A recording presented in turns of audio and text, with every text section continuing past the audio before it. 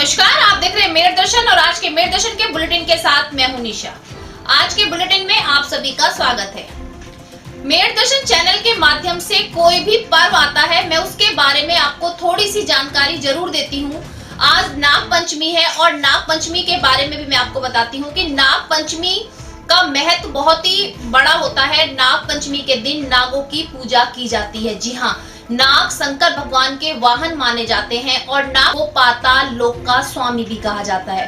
दूसरी बात है कि नागों को क्षेत्रपाल भी कहा जाता है, क्योंकि किसानों के ये देवता होते हैं और छोटे जो भी चूहे से लेकर जो भी जानवर होता है, तो किसानों की फसल को नुकसान ना पहुंचाए, किसानों के लिए बहुत लाभदायक होते हैं। नाग पंचमी के दिन कहा जाता है कि जमीन की खुदाई नहीं करनी चाहिए, क्योंकि आज के दिन जमीन की खुदाई करना अशुभ माना जाता है। नाग पंचमी के विषय में एक कथा भी है कि जब समुद्र मंथन हो रहा था तो नागों ने अपनी माँ का कहना नहीं माना था, जिसके कारण से उनकी माँ ने उनको श्राप दिया था और अग्नि में भस्म होने के लिए कहा था। लेकिन देवताओं से प्रार्थना करने के बाद नागों को देवताओं ने कहा कि आस्तिक मुनि द्वारा अगर आपके ऊपर दूध डाला जाएगा तो आपको जो है मुक्ति मिलेगी।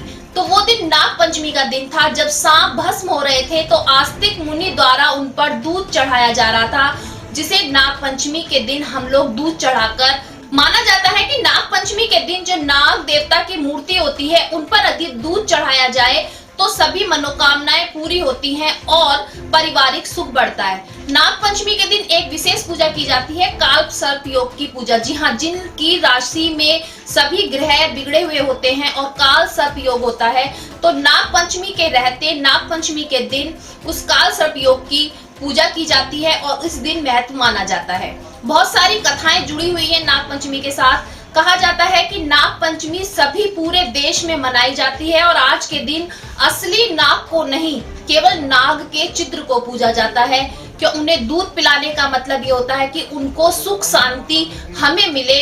तो मैं अपने चैनल के माध्यम से आपको हर पर्व के बारे में थोड़ी सी जानकारी देती हूँ। तो आज भी मैंने नाग पंचमी के बारे में आप लोगों को जानकारी दी और अपील करती हूँ कि सभी पर्व को अपने घर में रहते हुए आराम से मनाएं। लॉकडाउन के चलते हुए, कोरोना महामारी के चलते हुए नियमों का पालन करते हुए घर में ही मनाएं। आज के समाचारों के प्रायोजक हैं खेमचंद पहलवान, पूर्व सदस्य Uttar Pradesh Congress committee, Arvind Kumar Gupta, Marwari Bhoj, metro plaza, Delhi road, Meerut, doctor Bina Rani Agarwal, समाज सेविका, और सह प्रायोजक हैं बीजीएस पब्लिक स्कूल, पंचगांव, गढ़ रोड, मेरठ, माधुरी डांस एकेडमी, पल्लवपुरम, मेरठ। अब नजर डालते हैं दिन भर की तमाम हेडलाइंस पर, जिसके प्रायोजक हैं जूम डिजिटल मूवी वर्ल्ड। आज की हेडलाइन के प्रायोजक हैं SS public school, mission compound, बच्चा पार्क, मेरठ। शनिवार को कोरोना का फिर बड़ा आंकड़ा, आज आए 33 पॉजिटिव केस। आंकड़ा हुआ 1943। एक 49 वर्षीय व्यक्ति की मौत के बाद कोरोना से मरने वालों का आंकड़ा हुआ 87।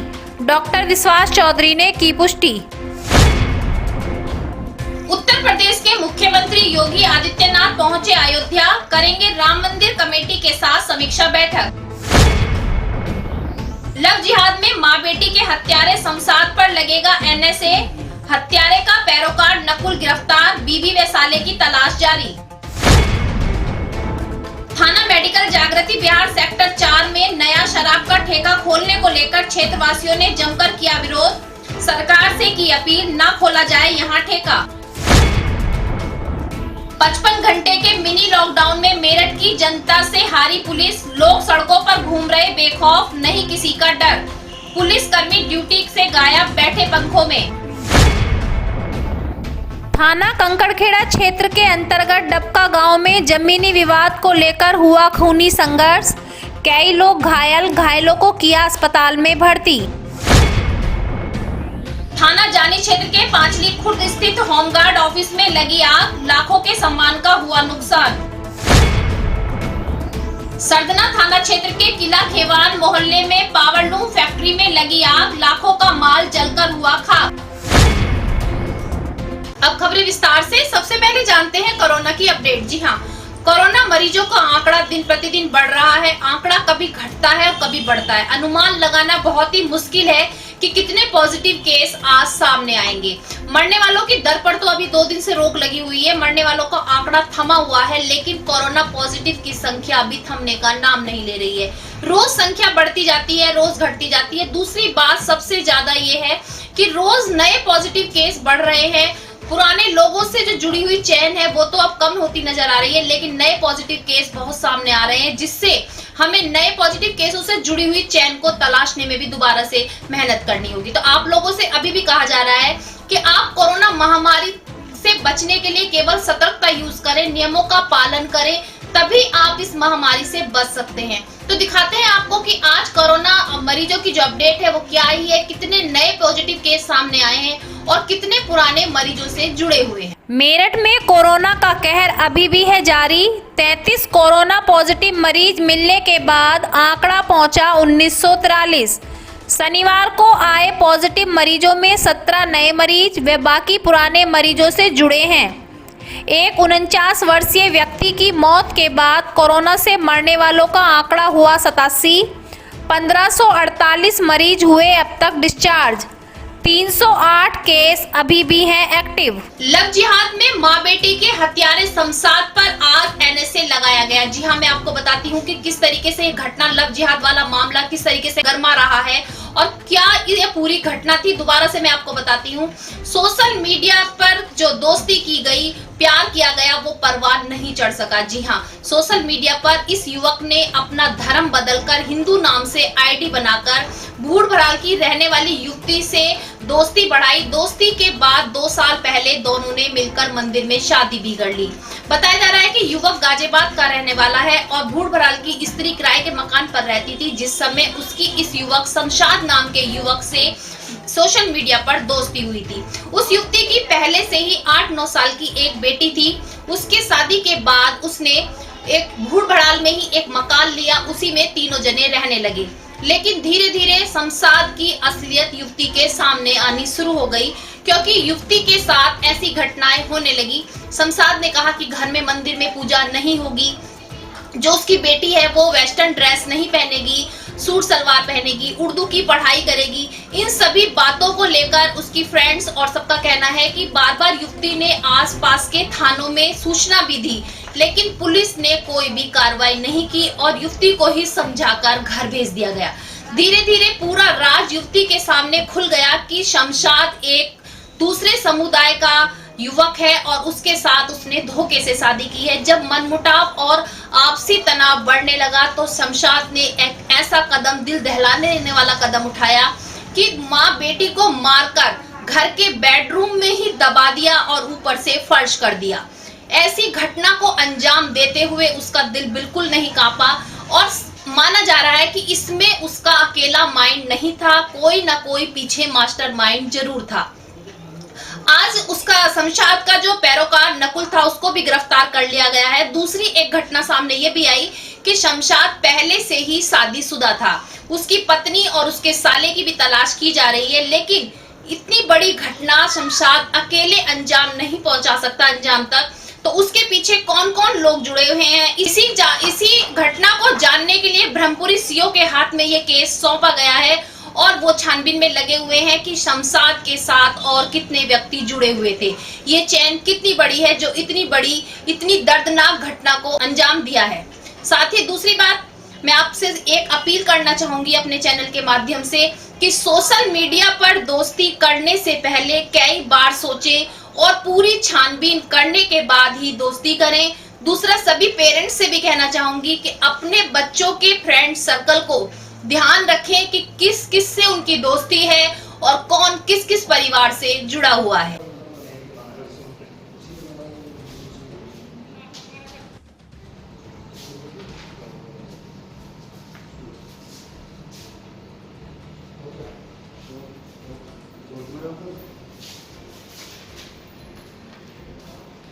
पाटपुर है ना।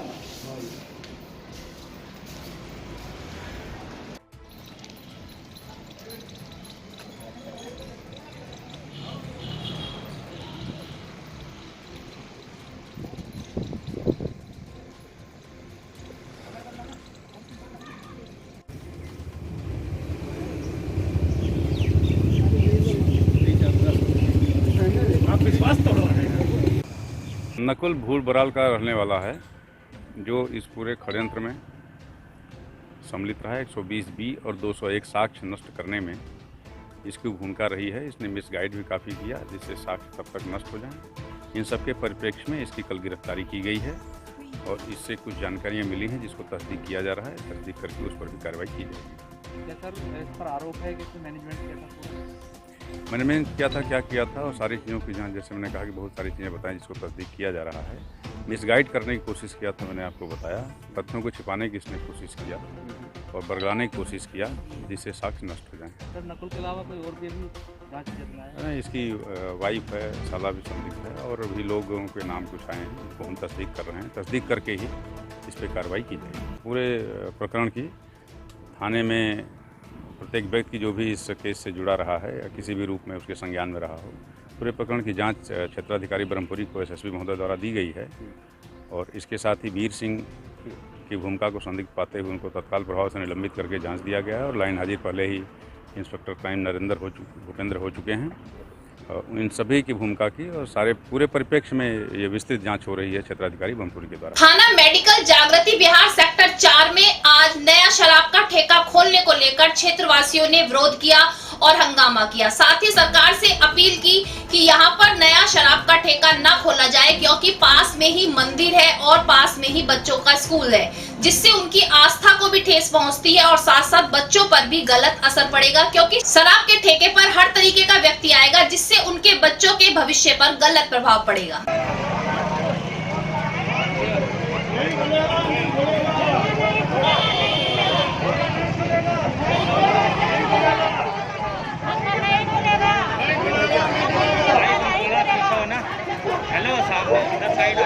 ये यहाँ पे शराब का ठेका खुल रहा है, जिसके कारण हमारे बच्चे भी पढ़ते भी है, पास में विद्यालय भी है, उन पर भी गलत प्रभाव पड़ेगा और मंदिर भी है, बच्चों का ऐसा प्रभाव पड़ेगा जिससे बहुत कारण 50 मीटर में भी है, 50 मीटर में केंद्रीय विद्यालय है, KVSS विद्यालय है, एक विद्यालय इधर आ गया। मेरठ की जनता से मेरठ की पुलिस हारती हुई नजर आई। जी हां, आज नजारा यही नजर आया। 55 घंटे का जो लॉकडाउन लगाया गया है, 55 घंटे के लॉकडाउन में सड़कों पर सभी को आने के लिए मनाही की गई है, लेकिन आज मेरठ की जनता सड़कों पर नजर आई और साथ ही पुलिसकर्मी अपने अपनी चौकियों में या चौराहे पर बैठे हुए पंखे की हवा खाते हुए नजर आए। लेकिन आज मेरठ की जनता के अंदर बिल्कुल भी डर नहीं था कि हमारा लॉकडाउन चल रहा है और हमें घरों में ही रहना है, सड़कों पर नहीं आना है। अगर जनता ही सड़कों पर आएगी तो ये जो 55 घंटे का लॉकडाउन है, फिर ये किसके लिए लगाया गया है?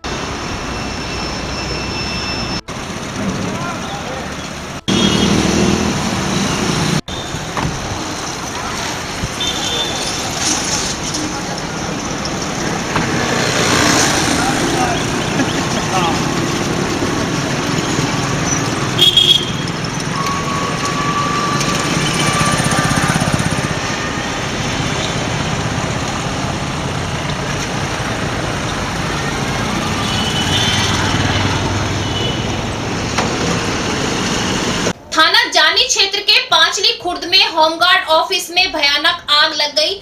आग इतनी भयानक थी कि लाखों का नुकसान हो गया। मौके पर दमकल की गाड़ियां पहुंची और आग पर काबू पाया गया। ये होमगार्ड की जो ऑफिस है यहाँ पे, उनके प्रशासनिक भवन के पास, जहाँ कोविड-19 के लोग जो है रुके हुए हैं, उसी में एक इलेक्ट्रिक बिजली के पैनल में आग लगी हुई थी। तो हम लोग आए, हम लोगों के आने के जैसे ही पहुंचे तो पता चला कि वहाँ जो फायर के उपकरण उपलब्ध थे, उनकी मदद से लोगों ने उसे बुझा दिया। कोई नुकसान नहीं है, केवल बिजली के तार की और उस पैनल का जो है नुकसान है, और कोई इसमें जनहानि नहीं है, न तो किसी प्रकार का और आर्थिक ज्यादा नुकसान नहीं। सरदना थाना क्षेत्र के किला खेवान मोहल्ले में एक पावर लूम फैक्ट्री में अचानक आग लगने के कारण लाखों का माल जलकर खाक हो गया। मौके पर दमकल की गाड़ियों ने पहुंचकर आग पर काबू पाया, लेकिन लाखों का माल जब तक जल चुका था।